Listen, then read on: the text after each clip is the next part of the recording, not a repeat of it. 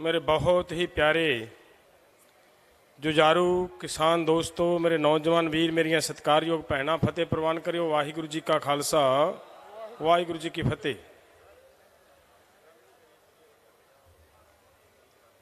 अज का दिन अपना सर छोटू राम जी नूं समर्पित है और मेरे तो पहला मेरा ख्याल है हरियाणे वाले वीरां ने बड़ा तसल्ली दे नाल उन्हां दी जीवनी के बारे दे विच जो कुछ उन्होंने किया देश के लिए और किसानी लिए खास करके हर एक गल तो जाणू करवा गए ने। मैं तो ये भी चाहता सीगा कि अज का दिन, क्योंकि हरियाणे का वो कल्चर है, हरियाणे दे नाल जुड़े हुए ने ज़्यादातर, भावें जिस वेले उन्होंने जो कुछ किया उस वेले केवल हरियाणे की गल नहीं सी, उदों पूरे पंजाब की गल सी। जिहड़ा पंजाब का वड्डा हिस्सा पाकिस्तान दे विच चलिया गया वो भी साडे विच सी। वो इन्ने बड़े खिते के लीडर ने और इन्ने बड़े खिते के लोगों के लिए बहुत कुछ किया उन्होंने, पर उन्हां दे कल्चर नूं, उन्हां दे सभ्याचार नूं, उन्हां दी जीवनी नूं जिन्ना वधिया ढंग दे नाल इस वंड तो बाद टुट के बाकी हिस्से दे नालों इधर रह गए, ते जिन्ना हरियाणे दे वीर दस सकते ने उन्ना साडे लोग, मेरा ख्याल है उन्हां दी जीवनी ते बहुता डिटेल दे विच गलबात नहीं भी रख सकनी। पर एक गल जरूर है, जिन्नी कि मेरी समझ काम करती है, जिन्ना कि मैं उन्हां बारे जानदा है, ज़्यादा बोलण की लोड़ नहीं, सिर्फ इक्को ही परमात्मा मूहरे अरदास करन दी लोड़ है कि हे सच्चे पातशाह एक बार उस रूह नूं दोबारा फेर इत्थे भेज, ताकि उही रूह दोबारा आके उही फैसले, उही सारा कुछ लोगों की खातर फिर करे। क्योंकि जिहड़ा कुछ अज इत्थे हो रहा है, जिस ढंग दे नाल अज किसानां दी जमीन खोण दे यतन किए जा रहे हैं, तो उधरले पासे सर छोटू राम ने अपने कानून बना बना के कर्जे तो किसान नूं मुक्तियां दे के किसान दी जमीन बचाई, किसान दा घर बार बचाया, किसान दे खाण दे दाणे बचाए, किसान दा समान बचाया। वो जिस ढंग दे नाल सर छोटू राम ने बचाया, और अज दूसरे पासे सारा ताना बाना इस गल ते लग्या होया है कि किसान तां की मजदूर नूं भी उहदी रोटी खांदा नहीं वेखना चाहुंदियां सरकारां। उन्हां दे मन दे विच इह है कि सस्ता मजदूर किस तरीके दे नाल कारपोरेट लोकां नूं मुहैया करवाया जा सके, जिधर नूं सरकार तुरी हुई है। सो ये लड़ाई है जिहड़ी इस सर छोटू राम दी जिहड़ी सोच वाले लोकां दी और उन्हां लोकां दे नाल है जिहड़े लोग उस वेले भी तरह तरह के हथकंडे वरत के साडी जमीन नूं उस वेले हड़पना चाहुंदे सी। उन्हां लोकां दे नाल लड़ाई अज भी जारी है। तो मेरी बेनती है मेरे दोस्तों, मेरे तो पहला एक गल कह के गए ने वीर कि आपां अगे हाड़ी का सीजन आ रहा है, अंदोलन लंबा है, बहुत लंबा चलना है। ये कोई दो रावां नहीं, पता नहीं किन्नियां हाड़ियां बीजनियां ते किन्ने झोने लाने हैं, किन्ने कट्टने हैं ते किन्ने बेचने हैं। ये सारा समा सानू समझ के अंदोलन लड़ना पैना ते लड़ना चाहिए है। मैं एक छोटी जी मिसाल दे दियां ते तुसीं उहदे चों फड़ लिओ गल भी अंदोलन किवें जित्तिया जांदा है। एक बारी झोना लाउण दा टाइम आया तो अपना अंदोलन चलता सीगा, ते असीं अंदोलन दे विच पार्टिसिपेट करन वास्ते जदों चले तो साडे सारे दे सारे जथे नूं पुलिस ने अरैसट कर लिया, तो अरैसट करके सानू जेल भेजता। झोना लग रहा सी। मेरे नाल उस वेले जेल दे विच, फिरोजपुर जेल दे विच एक मुमारे पिंड दा वीर सी, नौजवान, ड्रिंक ड्रुंक बहुत करदा सीगा, ते उहदे बेटी, एक बेटी सीगी, बच्चा नहीं सी, लड़का नहीं सीगा। पिंड का सहयोग नोट करियो जी। पिंड ने सब तो पहला झोना उहदा लवाया। उस आदमी दे कोलों अपनी शराब पी के इन्ना बेपरवाह होकर टाइम पास करता सीगा कि उहदे कोलों पनीरी भी नहीं तैयार की गई। लोगों ने अपने खेतों के विचों लिजाल जाके पनीरी पटवा के ते उहदे खेत में झोना लवाया। असी जेल च सीगे ते लड़की जिहड़ी उहदे घरों बीबी आई मुलाकात करने वास्ते, तो उन्हें उहदी मुलाकात दे नाल मेरी भी मुलाकात लिखाती, क्योंकि वो साडे भांजियां दी थां ते लगदा सी, कुड़ी साडी भांजनों सी, ते मेरी भी मुलाकात लिखाती उन्हें कि मैं मामे नाल भी मुलाकात करनी है। ਤਾਂ ਮੈਨੂੰ ਐਂ ਲੱਗਿਆ ਵੀ ਸ਼ਾਇਦ ਮਤਲਬ ਹੌਸਲਾ ਟੁੱਟ ਗਿਆ ਹੋਵੇ ਵਿਚਾਰੀ ਦਾ, ਇਹ ਸੋਚੇ ਕਿ ਵੀ ਮਾਮਾ ਤੁਸੀਂ ਇਹਨੂੰ ਛੁੱਟੀ ਦਿਵਾ ਦਿਓ, ਕਿਸੇ ਤਰੀਕੇ ਦੇ ਨਾਲ ਫਸਲ ਪਾਲ ਲਈਏ, ਦੁਬਾਰਾ ਝੋਨਾ ਲਾ ਲਈਏ। ਤੇ ਜਦੋਂ ਅਸੀਂ ਜਾ ਕੇ ਮੁਲਾਕਾਤ ਕੀਤੀ ਨਾ ਜੀ, ਹੈਰਾਨੀ ਵਾਲੀ ਗੱਲ ਉਹ ਲੜਕੀ ਨੇ ਕਹੀ। ਅਸੀਂ ਉਹਨੂੰ ਪੁੱਛਿਆ ਵੀ ਬੇਟਾ ਕੀ ਹਾਲ ਆ, ਅਮਰਜੀਤ ਸੀ ਕੁੜੀ ਦਾ ਨਾਂ, ਵੀ ਕਿਵੇਂ ਆ, ਠੀਕ ਠਾਕ ਆ, ਘਰੇ ਕੋਈ ਤੁਸੀਂ ਘਬਰਾਇਓ ਨਾ, ਕਰਵਾਵਾਂਗੇ ਕੰਮ। ਉਹ ਕਹਿੰਦੇ ਨਹੀਂ ਮਾਮਾ ਜੀ ਇਹ ਨਹੀਂ ਗੱਲ ਹੈ, ਕੰਮ ਹੋ ਗਿਆ, ਲੋਕਾਂ ਨੇ ਝੋਨਾ ਲਾਤਾ ਤੇ ਤੁਸੀਂ ਸਗੋਂ ਇਹਨੂੰ ਇੱਥੇ ਹੀ ਰੱਖਿਓ। ਕਿੱਡੀ ਵੱਡੀ ਗੱਲ ਹੈ ਵੀ ਕੋਈ ਗੱਲ ਨਹੀਂ, ਅੰਦੋਲਨ ਚੱਲ ਰਿਹਾ, ਇਹਨੂੰ ਇੱਥੇ ਹੀ ਰੱਖਿਓ, ਇਹਨੂੰ ਜ਼ਮਾਨਤ ਕਰਵਾ ਕੇ ਬਾਹਰ ਕੱਢਣ ਦੇ ਨਾ ਸੋਚਿਓ, ਵਧੀਆ ਗੱਲ ਹੈ, ਨਾਲੇ ਸ਼ਰਾਬ ਛੱਡ ਜੂਗਾ। ਇਹ ਉਹ ਕੁੜੀ ਦੀ ਵਰਡਿੰਗ ਸੀ। ਤੋਂ ਮੇਰਾ ਮਤਲਬ ਇਹਨਾਂ ਦ੍ਰਿੜ ਇਰਾਦਾ, ਕੱਲੀ ਲੜਕੀ ਨੇ ਇੰਨੇ ਦ੍ਰਿੜ ਇਰਾਦੇ ਦੇ ਨਾਲ ਤੇ ਲੋਕਾਂ ਦੇ ਸਹਿਯੋਗ ਨੇ ਉਹਨਾਂ ਦਾ ਝੋਨਾ ਲਾਇਆ। ਮੇਰੀ ਬੇਨਤੀ ਹੈ, ਹੁਣ ਵੀ ਪਿੱਛੇ ਪਿੰਡਾਂ ਦੇ ਵਿੱਚ ਇਹ ਕੰਮ ਹੋ ਰਿਹਾ ਹੈ। ਕੱਲ ਮੇਰੇ ਨਾਲ ਗੱਲਬਾਤ ਹੋ ਰਹੀ ਸੀ 2-4 ਪਿੰਡਾਂ ਤੋਂ ਵਿੱਚੋਂ, ਪਿੱਛੇ ਪੰਜਾਬ ਤੋਂ। ਉਹਨਾਂ ਨੇ ਕਿਹਾ ਵੀ ਸਾਡੇ ਪਿੰਡ ਦੇ 4 ਟਰੈਕਟਰ ਤੇ 8 ਟਰਾਲੀਆਂ ਆਈਆਂ ਹੋਈਆਂ। ਅਸੀਂ ਪਿੰਡ ਨੇ ਫੈਸਲਾ ਕਰ ਲਿਆ ਕਿ ਇਹਨਾਂ 4 ਟਰੈਕਟਰਾਂ ਦੀ ਥਾਂ ਤੇ ਸਾਡੇ ਪਿੰਡ ਦੇ ਵਿੱਚ 250 ਟਰੈਕਟਰ ਖੜਾ ਹੈ। ਅਸੀਂ ਉਸ 250 ਟਰੈਕਟਰ ਦੇ ਨਾਲ ਇਹਨਾਂ 4 ਟਰੈਕਟਰਾਂ ਦੀ ਜ਼ਮੀਨ ਵਾਵਾਂਗੇ ਇਹਨਾਂ ਵੀਰਾਂ ਦੀ।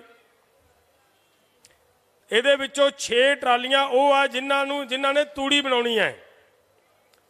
ਅਸੀਂ ਉਹ ਤੂੜੀ ਵਾਲੇ ਵੀਰਾਂ ਨੂੰ 6 ਟਰਾਲੀਆਂ ਪਿੰਡ ਨੇ ਪੈਸਾ ਇਕੱਠਾ ਕਰਕੇ ਤੇ 6 ਟਰਾਲੀਆਂ ਕਿਰਾਏ ਤੇ ਲੈ ਕੇ ਦੇਣ ਦੀ ਤਿਆਰੀ ਕਰ ਲਈ। ਇਹ ਟਰਾਲੀਆਂ ਵਾਪਸ ਨਹੀਂ ਲੈ ਕੇ ਜਾਣੀਆਂ। ਸੋ ਇਸ ਤਰ੍ਹਾਂ ਦੀ ਤਿਆਰੀ ਕਰ ਰਹੇ ਆ ਸਾਡੇ ਵੀਰ। ਡਿਊਟੀਆਂ ਲੱਗ ਰਹੀਆਂ। ਤਾਂ ਮੇਰੀ ਦੋਸਤੋ ਬੇਨਤੀ ਹੈ, ਜਿਸ ਤਰ੍ਹਾਂ ਦਾ ਸਰਕਾਰ ਨੂੰ ਖੋਰਾ ਲੱਗ ਰਿਹਾ ਹੈ, ਇਹ ਤੁਹਾਡੀ ਸ਼ਾਂਤਮਈ ਲੜਾਈ ਤੇ ਤੁਹਾਡੀ ਹੌਸਲੇ ਦੇ ਕਰਕੇ ਲੱਗ ਰਿਹਾ ਹੈ। ਕੱਲ ਦੀਆਂ ਖਬਰਾਂ ਛਪ ਰਹੀਆਂ ਹੈ ਕਿ ਗੁਜਰਾਤ ਜਿਹੜਾ ਇਹਨਾਂ ਦਾ ਗੜ੍ਹ ਹੈ, 600 ਦੇ ਕਰੀਬ ਲੋਕ ਇਹਨਾਂ ਦੇ ਲੀਡਰਸ਼ਿਪ ਹੈ ਜਿਹੜੀ ਬੀਜੇਪੀ ਦੀ ਛੱਡ ਕੇ ਹੋਰਨਾਂ ਪਾਰਟੀਆਂ ਦੇ ਵਿੱਚ ਚਲੀ ਗਈ ਹੈ। 600 ਥੋੜਾ ਨਹੀਂ ਹੁੰਦਾ, 600 ਲੀਡਰ ਛੱਡ ਕੇ ਕਿਸੇ ਪਾਰਟੀ ਨੂੰ ਕਿਸੇ ਦੂਸਰੀ ਪਾਰਟੀ ਚਲਿਆ ਜਾਵੇ। ਔਰ ਉਹਨਾਂ ਦਾ ਜਿਹੜਾ ਜਾਣਾ ਹੈ ਇਹਨਾਂ ਦੀ ਨੀਂਦ ਉਡਾ ਰਿਹਾ ਹੈ। ਇਸੇ ਹੀ ਤਰ੍ਹਾਂ ਜਿਸ ਤਰ੍ਹਾਂ ਤੁਸੀਂ ਇੱਥੇ ਬੈਠੇ ਹੋ, ਦੁਬਾਰਾ ਫਿਰ ਜਿਹੜਾ ਸਾਡਾ ਜਿਹਨੂੰ ਆਪਾਂ ਮਿੰਨੀ ਪੰਜਾਬ ਕਹਿੰਦੇ ਉੱਤਰਾਖੰਡ ਦਾ ਇਲਾਕਾ, ਉਹਨਾਂ ਵੀਰਾਂ ਨੇ ਆ ਕੇ ਫਿਰ ਦੁਬਾਰਾ ਮਤਲਬ ਉਸ ਗਾਜ਼ੀਪੁਰ ਦੇ ਉੱਤੇ ਮੋਰਚਾ ਸਾਂਭਿਆ। ਤਕੜੇ ਹੋ ਕੇ ਮੋਰਚਾ ਸਾਂਭੀ ਬੈਠੇ ਨੇ। ਮੇਰੀ ਬੇਨਤੀ ਹੈ ਮੇਰੇ ਦੋਸਤੋ, ਜਿਸ ਤਰ੍ਹਾਂ ਹਰਿਆਣਾ, ਯੂਪੀ, ਮੱਧ ਪ੍ਰਦੇਸ਼, ਰਾਜਸਥਾਨ ਸਾਡਾ ਸਹਿਯੋਗ ਮੋਢੇ ਨਾਲ ਮੋਢਾ ਲਾ ਕੇ ਦੇ ਰਿਹਾ ਹੈ, ਪੂਰਾ ਵਰਲਡ ਤੁਹਾਡੇ ਅੰਦੋਲਨ ਨੂੰ ਦੇਖ ਰਿਹਾ ਹੈ। ਤਾਂ ਮੇਰੀ ਬੇਨਤੀ ਹੈ ਕਿ ਆ ਜਿਹੜੇ ਤੁਹਾਡੇ ਸਿਰਾਂ ਤੇ ਸਜੀਆਂ ਦਸਤਾਰਾਂ ਹੈ, ਇਸ ਦਸਤਾਰ ਨੂੰ ਇੰਨੇ ਡਿਸਪਲਿਨ ਦੇ ਵਿੱਚ ਬੈਠ ਕੇ ਇਸ ਅੰਦੋਲਨ ਨੂੰ ਲੜਨਾ ਹੈ ਕਿ ਮੁੜ ਦੁਬਾਰਾ ਇਸ ਦਸਤਾਰ ਨੂੰ ਸਲੂਟਾਂ ਤੇ ਸਲਾਮਾਂ ਹੋਣ ਲੱਗ ਜਾਣ। ਇਹ ਬਹੁਤ ਜ਼ਰੂਰੀ ਹੈ।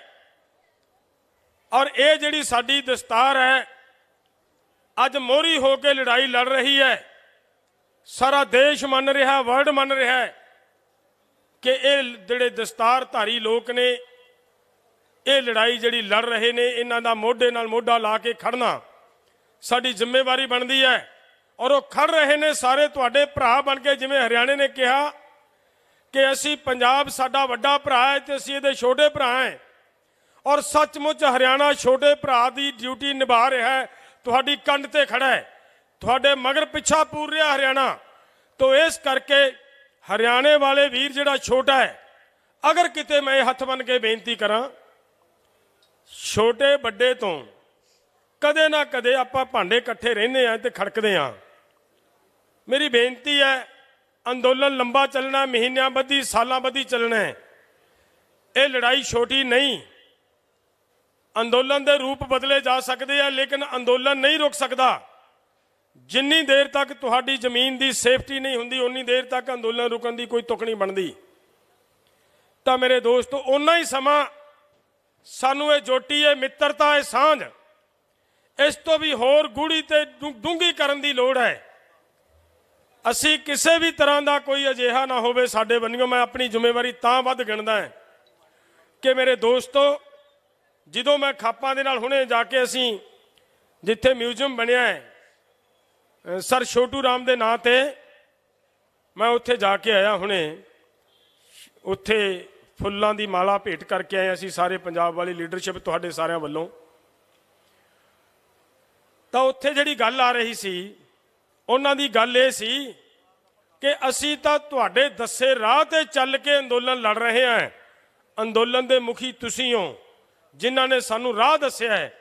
ਤਾਂ ਫਿਰ ਮੇਰੇ ਦੋਸਤੋ, ਜਿਨ੍ਹਾਂ ਨੇ ਰਾਹ ਦੱਸਿਆ ਹੁੰਦਾ ਉਹਨਾਂ ਦੇ ਮੋਢਿਆਂ ਦੇ ਉੱਤੇ ਇੱਕ ਹੋਰ ਜ਼ਿੰਮੇਵਾਰੀ ਇਹ ਵੀ ਬਣਦੀ ਹੈ ਕਿ ਉਹ ਦੂਸਰਿਆਂ ਨੂੰ ਗਲਤੀ ਕਰਨ ਤੋਂ ਵੀ ਰੋਕਣ ਤੇ ਨਾਲ ਦੀ ਨਾਲ ਆਪਣੇ ਜੀਵਨ ਦੇ ਉੱਤੇ ਢਾਲ ਕੇ ਰੱਖਣ ਕਿ ਕਿਸੇ ਤਰ੍ਹਾਂ ਦੀ ਗਲਤੀ ਸਾਥੋਂ ਨਾ ਹੋਵੇ।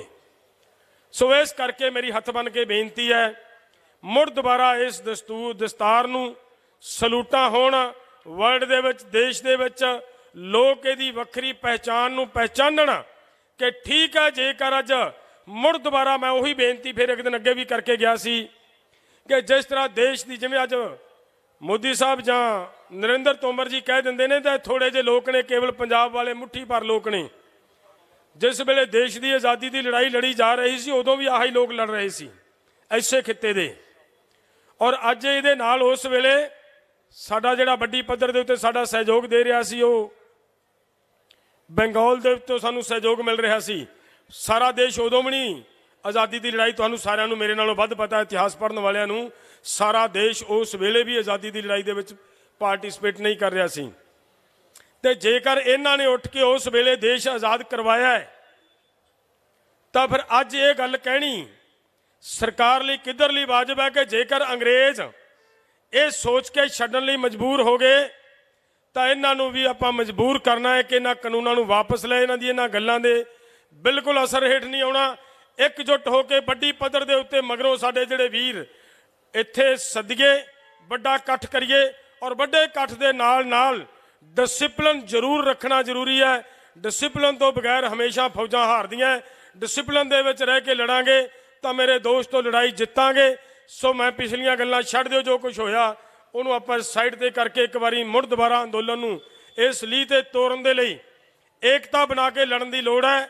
ਆ ਜਿਹੜਾ ਆਪਾਂ 18 ਤਰੀਕ ਦਾ ਪ੍ਰੋਗਰਾਮ ਉਲੀਕਿਆ ਹੈ, ਇਹਦੇ ਲਈ ਮੇਰੀ ਹੱਥ ਬੰਨ੍ਹ ਕੇ ਬੇਨਤੀ ਹੈ ਕਿ ਪੂਰੀ ਤਰ੍ਹਾਂ ਇੰਨਾ ਵਧੀਆ ਢੰਗ ਦੇ ਨਾਲ ਇਹ ਸਾਡਾ ਪ੍ਰੋਟੈਸਟ ਹੋਣਾ ਚਾਹੀਦਾ, ਜਿਵੇਂ ਕਹਿ ਕੇ ਗਏ ਨੇ ਇੱਥੋਂ ਕਮਾਂਡਰ ਸਾਹਿਬ, ਕਿ ਪਤਾ ਲੱਗ ਜੇ ਕਿ ਵਾਕਿਆ ਹੀ ਲੋਕਾਂ ਨੇ ਆ ਕੇ, ਦੇਸ਼ ਦੇ ਲੋਕਾਂ ਨੇ ਅੱਜ ਰੇਲ ਦੀ ਪਟੜੀ ਤੇ ਆ ਕੇ ਸ਼ਾਂਤਮਈ ਅੰਦੋਲਨ ਕੀਤਾ ਹੈ। ਔਰ ਪਹਿਲਾਂ ਵੀ ਆਪਾਂ ਕਰ ਚੁੱਕੇ ਹਾਂ। ਪੰਜਾਬ ਵਾਲਿਆਂ ਦੇ ਕੋਲੇ ਦਾ ਖਾਸ ਕਰਕੇ ਇਹ ਗੱਲ ਪੱਲੇ ਵੱਜੀ ਵੀ ਹੈ ਕਿ 3 ਮਹੀਨੇ ਲਗਾਤਾਰ ਰੇਲ ਰੋਕ ਕੇ ਰੱਖੀ ਹੈ। ਇੱਕ ਝਰੀਟ ਤੱਕ ਨਹੀਂ ਕਿਸੇ ਰੇਲਵੇ ਡੱਬੇ ਦੇ ਉੱਤੇ ਆਉਣ ਦਿੱਤੀ, ਕਿਸੇ ਰੇਲਵੇ ਲਾਈਨ ਨੂੰ ਕੋਈ ਨੁਕਸਾਨ ਨਹੀਂ ਹੋਣ ਦਿੱਤਾ ਔਰ ਉੱਥੋਂ ਦੇ ਲੋਕ ਤੁਹਾਡੇ ਨਾਲ ਖੜਦੇ ਰਹੇ ਨੇ।